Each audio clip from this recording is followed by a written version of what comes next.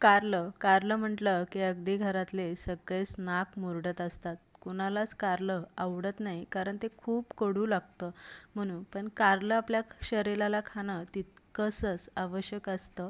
तर आज आपण सगळेच मागून मागून खातील असं कारल्याची रेसिपी बघणार आहे. तर चला पटकन रेसिपीला वळूया. इथे मी अर्धा किलो कारली घेतलेली. आपण आज फ्राय कारलं बनवणार आहे.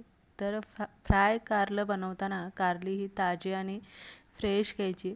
शक्यतो कारली ही ना कवळी असलेली घ्यायची. जर कारले आतमधनं निवार झाले असेल बी, तर आपल्याला हे बी इथे काढून घ्यायचं.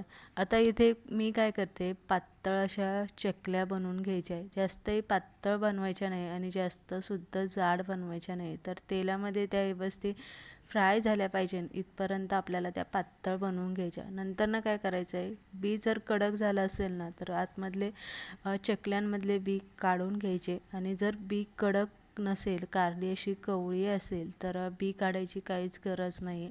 कारण बी सुद्धा कवळे असतात आणि ते सुद्धा व्यवस्थित फ्राय होतात. तर अशा पद्धतीने आपण इथे काय केलं, कारल्याच्या अशा पातळ चकल्या इथे बनवून घेतलेल्या आहेत. त्यानंतर ना कारलं कडू होतं म्हणून खात नाही. तर आज आपण अशी टिप वापरणार आहे ज्यामुळे कारलं अजिबात कडू होणार नाही.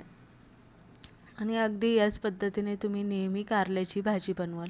तर यामध्ये मी 1 चमचा मीठ आणि 1 चमचा हळद घालून आपल्याला कारल्याला चोळून घ्यायची.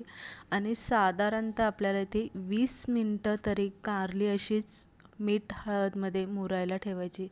त्यानंतर ना बघू शकता 20 मिनिटानंतर ना कारल्याला पाणी सुटलेलं आहे आणि कडवटपणा जो असतो ना तो पूर्ण निघून जातो.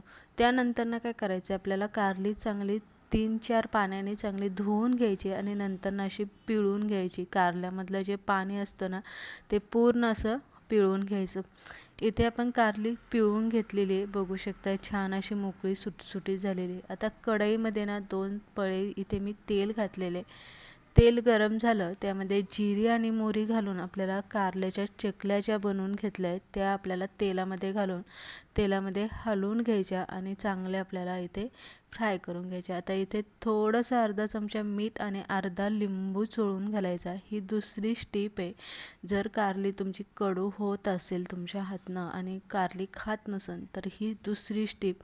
पहिली स्टेप तर ती करायचीच, हळद मीठ लावून ठेवायचं. दुसरी स्टेप म्हणजे आपण लिंबू आणि मीठ लावून आपल्याला कारली इथे फ्राय करून घ्यायची. झाकण ठेवायचं आणि त्यानंतर आपल्याला कारली अशी तेलावरती फ्राय होतात आणि शिजली सुद्धा जातात. आतनं मधनं काय करायचं, आपल्याला झाकण काढून कारली खालीवर करून घ्यायची म्हणजे एकसंगती फ्राय होतात आणि कारली व्यवस्थित शिजली जाते. आता आपण इथे हलवून घेतले, परत झाकण ठेवले.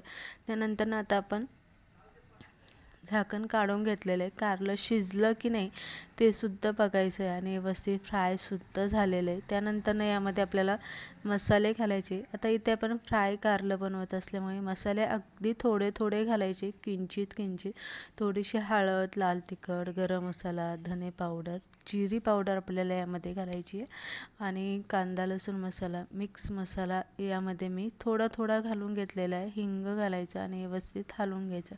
आता इथे आपल्याला परतायचं वगैरे काहीच नाही, फक्त आपल्याला 5 मिनिटभर असंच हलवून घ्यायचं. आणि त्यानंतर तुम्ही इथे बघू शकता छान अशी चटपटीत आपली फ्राय कारली बनून तयार झाली.